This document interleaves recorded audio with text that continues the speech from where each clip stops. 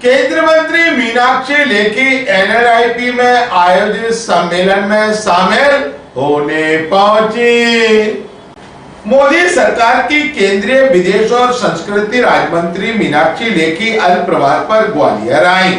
इस दौरान उन्होंने एक प्रबुद्ध जन के सम्मेलन में हिस्सा लिया, जिसमें लेखी ने जमकर यूपी की सरकार और कांग्रेस पर जमकर हमला बोला।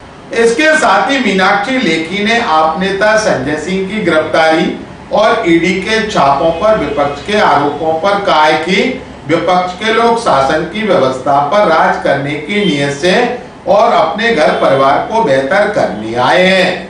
ये मोदी सरकार है जिसने तय किया है ना खाऊंगा ना खाने दूंगा। भ्रष्टाचार मुक्त भारत के निर्माण में एक कदम उठाए जा रहे। देश की जांच एजेंसियां भारत के नियम कानून के तहत बनाई गई हैं ताकि देश में ना भ्रष्टाचार ना अव्यवस्था हो। भ्रष्टाचार करने के लिए इनको हमने नहीं कहा। अगर भ्रष्टाचार किया है तो उसके खिलाफ जांच भी होगी, सजा भी होगी और कार्रवाई होगी। न्यायपूर्ण व्यवस्था के तहत कार्रवाई होगी।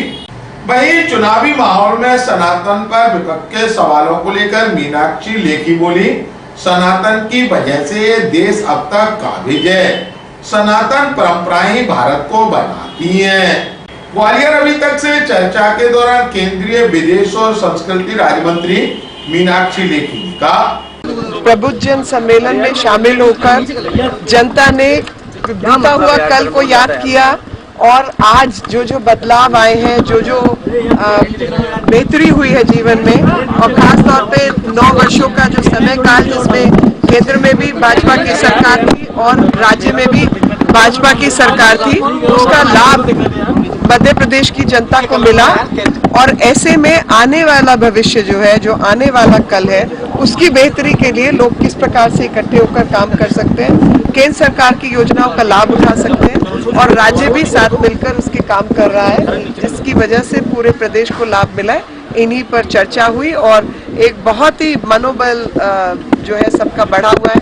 सब लोग बहुत उम्मीद के साथ बेहतरी की ओर कामना करते हुए भाजपा के समर्थन। देखिए, सनातन की वजह से ये देश काबिज है अब तक, और सनातन परंपराएं ही भारत को बनाती है और सनातन परंपराओं जैसी परंपरा पूरे विश्व में कहीं नहीं है।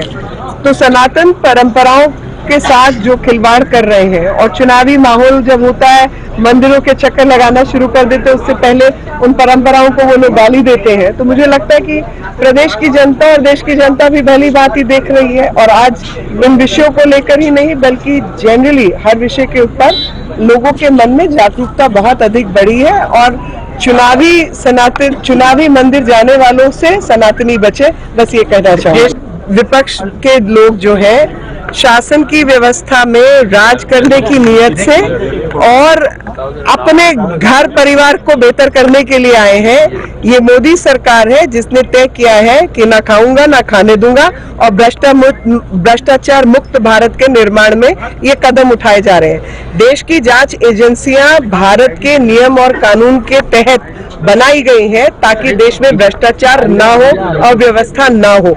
तो भ्रष्टाचार करने के लिए हमने नहीं कहा इनको।